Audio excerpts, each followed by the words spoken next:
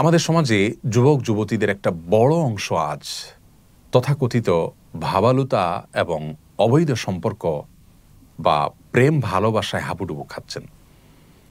মুসলিমদের সন্তানরা যখন এই হারাম কাজে লিপ্ত হচ্ছেন, শয়তান তাদের কাছে নানা মুখরোচক স্লোগান তুলে ধরছে এবং শয়তান তার শয়তানি বিভিন্ন যুক্তি তুলে ধরছেন। তেমনি একটি যুক্তি অনেক আমাদের যুবক যুবতীদের কাছে শয়তান তুলে ধরেছেন, আর সেটা হলো যে অনেক যুবক যুবতীরা আজকাল মনে করেন যে বিবাহ বহির্ভূত যে অবৈধ সম্পর্ক করা হয়, তথাকথিত প্রেম ভালোবাসা করা হয়, এটার পরে যদি তারা একে অন্যকে বিয়ে করে নেন তাহলে প্রেম ভালোবাসার কারণে তারা যে গুনাহে লিপ্ত হয়েছেন সেটি হালাল হয়ে যাবে।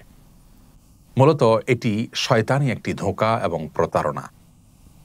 একজন মুসলিমের জন্য আল্লাহ রাব্বুল আলামিনের প্রতিটি নির্দেশকে মানা এবং নিষিদ্ধ বিষয় থেকে দূরে থাকা এটা তার জন্য আবশ্যক এবং ফরজ। বিবাহের আগে নারী পুরুষের সম্পর্ক সেটা যে পর্যায়ে গড়াক না কেন, এটাকে ইসলামী শরিয়া সম্পূর্ণরূপে হারাম করেছে। এই জন্য আল্লাহ রাব্বুল আলামিন বলেছেন, লা তাকরাবুজ জিনা, তোমরা জিনার কাছেও যেও না। অতএব বিবাহের আগে যদি কোনো ছেলে কোনো মেয়ের সাথে হারাম কোনো রিলেশনশিপে জড়িত হয়, কোনো রিলেশনশিপ তৈরি করে, কোনো সম্পর্ক তাদের মধ্যে তৈরি হয়, এমনকি শুধু যদি কথাবার্তা এবং ছোঁয়া ধরা, একান্তে সময় কাটানো এগুলো হয়, সেগুলোও হারাম। কারণ রাসূল করিম সাল্লাল্লাহু আলাইহি ওয়াসাল্লাম বলেছেন, লা ইয়াখলুওয়ান্না রাজুলুন বিইমরাতিন, কোনো পুরুষ একাকী কোনো নারীর সঙ্গে নির্জনে সময় কাটাবে না, এটা জায়েজ নেই যদি তারা গায়রে মাহরাম হন। এবং নির্জনে যখন তারা একাকী কথা বলবে সেক্ষেত্রে তাদের মধ্যে বাজে কথা আদান প্রদান হবে, ভালো কথা বললেও সেখানে চিন্তার ক্ষেত্রে মনের জেনাটা তাদের মধ্যে অবশ্যই হবে এবং আরও নানাবিধ গুনাহের দিক তাদের রয়েছে। তো এইসব বিষয়গুলো যেহেতু আছে, অতএব বিবাহের আগে এ ধরনের সম্পর্ক স্থাপন করা সম্পূর্ণরূপে নিষিদ্ধ এবং গুনাহের কাজ। এগুলো জিনা। রাসূল আকরাম সাল্লাল্লাহু আলাইহি ওয়াসাল্লাম বলেছেন, জিনাল আইনি আন নাজর, চোখ দিয়ে দেখা, এটা হলো চোখের জেনা। অজেনাল ইয়াদি আল বাতশু, হাতের জেনা হলো হাত দিয়ে ধরা।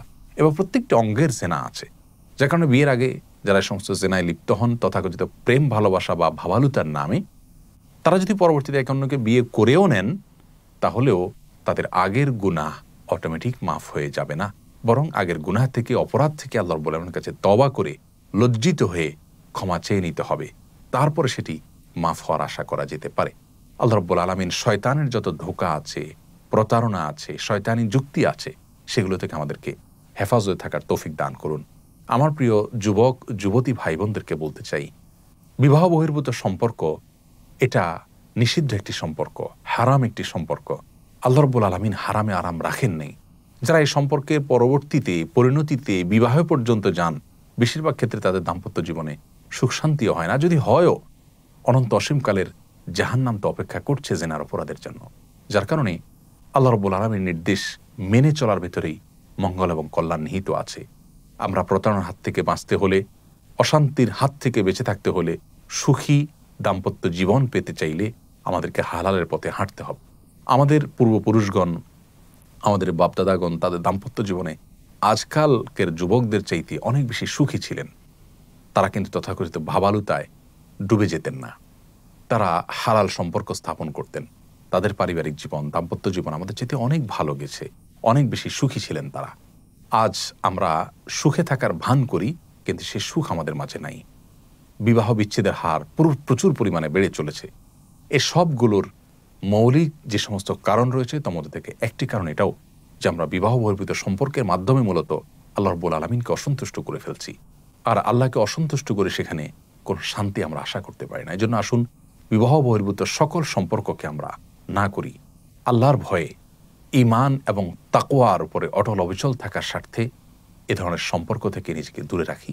ইনশাআল্লাহ দুনিয়ার জীবন সুখময় হবে, আখিরাতে আল্লাহ রাব্বুল আলামিন এর সন্তুষ্টি আমরা অর্জন করতে পারবো। যে যুবক তার যৌবনকালকে আল্লাহর আনুগত্যের মধ্যে কাটায়, আল্লাহর আরশের নিচে ভিআইপি প্যান্ডেলে যারা ছায়া পাবেন তাদের মধ্য থেকে তিনি অন্তর্ভুক্ত হতে পারবেন। আল্লাহ তাআলা আমাদের যুবক ভাই বোনদেরকে সেরকম ঈমান এবং তাকওয়ার পাওয়ার দান করুন, যেন তারা এ ধরনের গুনাহের হাতছানি থেকে সরে আসতে পারেন, এগুলোকে ডিনাই করতে পারেন। আল্লাহ আমাদের সবাইকে হেফাজতে রাখুন। জাযাকুমুল্লাহু খায়রা। আসসালামু আলাইকুম ওয়া রাহমাতুল্লাহি ওয়া বারাকাতুহু। মেয়েরা বোরকা না পরে বোরকার বদলে বড় জামা ও হিজাব পরে কি বাইরে যাওয়া যাবে? নামাজে অতিরিক্ত হাই আসলে করণীয় কি? আত্মহত্যাকারী ব্যক্তি জানাজা পড়া যাবে কিনা? মনে মনে কাউকে নিন্দা করলে কি গুনাহ হবে? হারাম খেলে 40 দিন ইবাদত কবুল হয় না, এটি কতটুকু সঠিক? যাকাতের টাকা থেকে কবরের কাজে লাগানো যাবে কি না? অনুমানের উপরে কেউ মিথ্যা অপবাদ দিলে কি গুনাহ হবে? পর্দা রক্ষা করে মেয়েদের জন্য কি ব্যবসা করা জায়েজ আছে?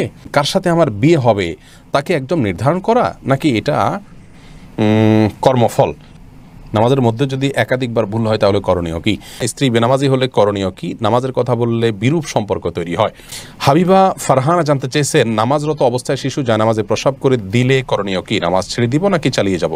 যদি জায়নামাজে পেশাব করে দেয় তাহলে ডানে বামে আগে পিছে সরে যাবেন। জায়নামাজের পর নামাজ পড়া তো আবশ্যক না, ফ্লোরে পড়বেন। ফ্লোরে নাপাক লেগে আছে যদি দেখা না যায় তাহলে যে কোনো ফ্লোরে আপনি নামাজ পড়তে পারেন, কোনো অসুবিধা নেই। জায়নামাজে বাচ্চা পেশাব করে দিলে আস্তে করে নিজেকে সরিয়ে নিয়ে একটু 2 হাত 1 হাত পেছনে ডানে বামে সরিয়ে আপনি নামাজ কমপ্লিট করতে পারেন, কোনো অসুবিধা নেই। মেহরিন সুমি আপনি জানতে চেয়েছেন, নামাজে অতিরিক্ত হাই আসলে করণীয় কি? হাই আসলে হাত দিয়ে সেটাকে বাধা দিবেন, বাস এটুকু, এর বাইরে আর বিশেষ কোনো করণীয় নেই। সেটা নামাজের বাইরে সর্বাবস্থায়। মোহাম্মদ আবু তাহের জানতে চেয়েছেন, স্ত্রী বেনামাজি হলে করণীয় কি? নামাজের কথা বললে বিরূপ সম্পর্ক তৈরি হয়।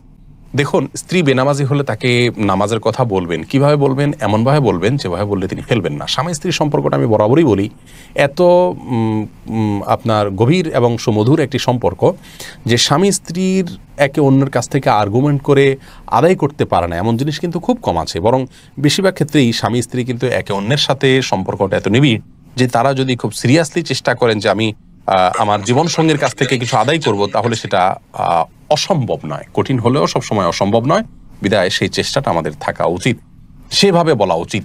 আপনি আপনার স্ত্রী যদি আগুনে ঝাঁপ দিতে যান তাহলে আপনি তাকে বাধা দিতে গেলে আপনার বাধা না শুনলে আপনি কি করেন? সেই রকম মানসিকতা নিয়ে তাকে যদি আপনি নামাজের প্রতি আহ্বান করেন, কৌশলে, হেকমতে, চোখের পানি ফেলে, দোয়া করে, ভালোবাসা দিয়ে, ইনশাল্লাহ সফল হবেন। কিন্তু এর পরেও যদি কোনোভাবে না হয়, আল্লাহর কাছে আপনার দায় থাকবে না ইনশাআল্লাহ বিদিনিল্লাহ। আর যদি সে চরিত্রগতভাবে দিন বিমুখী মানুষ মনে হয়, আপনার পরবর্তী বংশধর তার মাধ্যমে বিপদগামী হতে পারে মনে হয়, তাহলে সেক্ষেত্রে এ ধরনের জীবন সঙ্গিনী না রাখার ক্ষেত্রে চিন্তা ভাবনা করা যেতে পারে। তবে অবশ্যই বিদগ্ধ আমাদের সাথে বসে পরামর্শ করে পরিস্থিতির কথা বলে তারপরে সিদ্ধান্ত নিতে হবে। মীরা হাসান জানতে চেয়েছেন, মনে মনে কাউকে নিন্দা করলে কি গুনাহ হবে? মনে মনে কাউকে নিন্দা করলে গুনাহ হবে না। মুখে যদি আপনি কারোর নিন্দা করেন কারোর কাছে, তাহলে সেটা গুনাহ হবে। তবে কারোর ব্যাপারে যদি আপনি কুধারণা করেন, অর্থাৎ ধরুন তার একটা কাজ, এটার দুটো ব্যাখ্যা হতে পারে, ভালো হতে পারে, খারাপও হতে পারে। ভালো হওয়ার পসিবিলিটি যদি 1%ও থাকে, তারপরেও তার ব্যাপারে কুধারণা করা কিন্তু হারাম। মনে মনে কুধারণা করলেও আপনি মুখে কিছু বললেন না, মনে মনে খারাপ ধারণাটা খারাপ করলেন, এটাও কিন্তু গুনাহ। কিন্তু একটা মানুষ খারাপ কাজ করছে, চুরি করছে, আপনি দেখতে পেয়েছেন, তাহলে মনে মনে তাকে চোর মনে করলেন, এটাতে কোনো গুনাহ হবে না। মানুষের কাছে তার বদনামি করলে সেটা গুনাহ হবে, কিন্তু মনে মনে তার খারাপ দোষটার কথা কল্পনা করে ঘৃণা করলেন, এটাতে গুনাহ হবে না। এরপরে সাইদ জিহাদ আপনি জানতে চেয়েছেন, অনুমানের উপরে কেউ মিথ্যা অপবাদ দিলে কি গুনাহ হবে? খুবই গুরুত্বপূর্ণ একটি প্রশ্ন করেছেন ভাই সাইদ। অনুমানের পরে কেউ যদি মিথ্যা ধারণা করেন কারোর প্রতি, এটি গুনাহ হবে, জঘন্য গুনাহ হবে। নবী করিম সাল্লাল্লাহু আলাইহি সাল্লাম বলেছেন, ইয়াকুম ওয়াজ্জান, তোমরা কুধারণা থেকে বেঁচে থাকবে। ফাইন্না যান্না আকযাবুল হাদিস, কারণ কুধারণা এটা সবচেয়ে বড় মিথ্যা। সবচেয়ে বড় মিথ্যা হলো কুধারণা।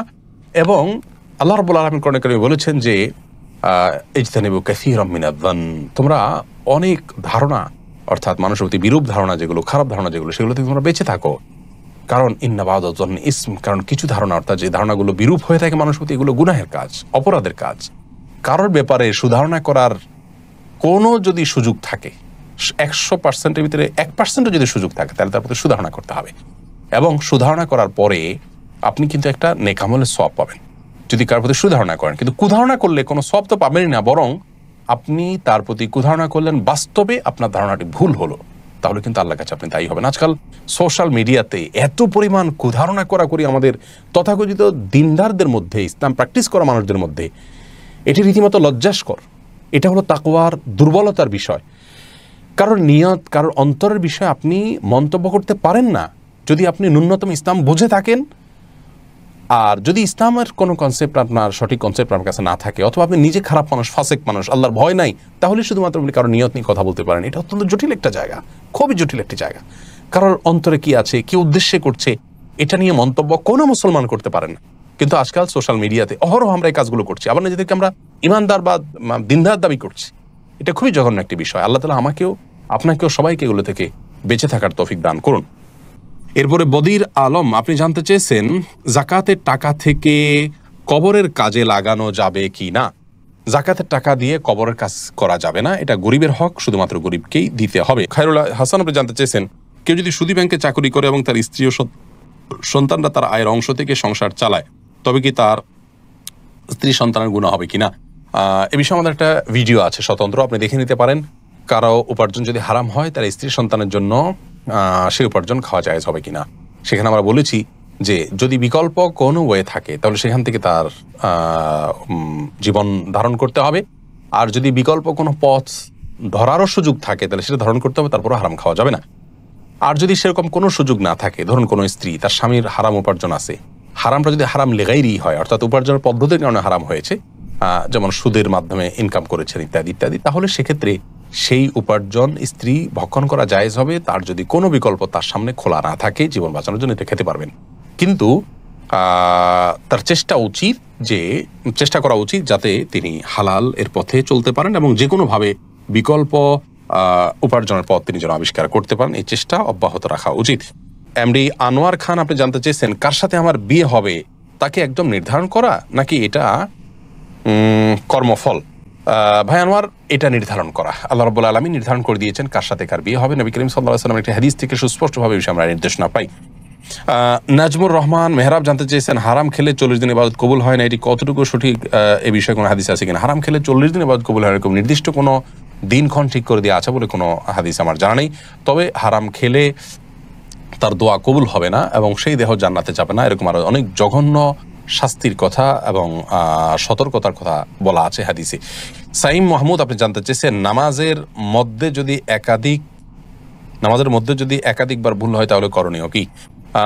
ভাই সাইম, দেখতে হবে যে আপনার নামাজে ভুলটা কি ধরনের হয়েছে। যদি ফরজ ছুটে যায় তাহলে একবারও যদি ছুটে যায় তাহলে নামাজ ওইটা আবার পড়তে হবে আপনাকে। আর যদি ওয়াজিব ছুটে যায় তাহলে একবারের বেশি 2বার 3বারও যদি ওয়াজিব ছুটে, 3টা ওয়াজিব যদি ছুটে যায় শেষে একটা সিজদা দিলে হয়ে যাবে। আর যদি সুন্নাত বা নফল ছুটে তাহলে একাধিক ছুটলেও নামাজ হয়ে যাবে, যদিও তার মান কমে যাবে। এসএম হাসানুজ্জামান হাসান আপনি জানতেছেন আত্মহত্যাকারী ব্যক্তির জানাজা পড়া যাবে কিনা। হ্যাঁ, আত্মহত্যা ব্যক্তির জানাজা পড়া যাবে, তবে আত্মহত্যাকারী ব্যক্তির জানাজা সমাজের সম্ভ্রান্ত এবং নেতৃত্বশীল ব্যক্তিরা, ইমাম সাহেব সহ গুণীজনরা পড়বেন না, যাতে করে অন্যরা আত্মহত্যা করতে প্ররোচিত না হয় এবং নিরুৎসাহিত হয়। সেই জায়গা থেকে নবী করিম সাল্লাল্লাহু আলাইহি ওয়াসাল্লাম আত্মহত্যাকারী জানাজা নিজে পড়েননি, কিন্তু অন্যদেরকে পড়ার নির্দেশ করেছেন। তিনি আত্মহত্যা করে মারা গেছেন, তিনি কাফের নন, অমুসলিম হয়ে যাননি, যার কারণে তার জন্য তো আরো বেশি দোয়া করতে হবে, তাই জানাজা পড়তে হবে। বাট ওই যে বললাম গণ্যমান্য ব্যক্তিরা অ্যাভয়েড করবেন। নূরজাহান নূর আপনি জানতে চেয়েছেন মেয়েরা বোরকা না পরে বোরকার বদলে বড় জামা ও হিজাব পরে কি বাইরে যাওয়া যাবে? যেতে পারে, কোনো অসুবিধা নেই। বোরকাই পড়তে হবে এমন কোনো কথা নেই, তার শরীরের সৌন্দর্যকে ঢাকতে হবে, অলংকার ইত্যাদি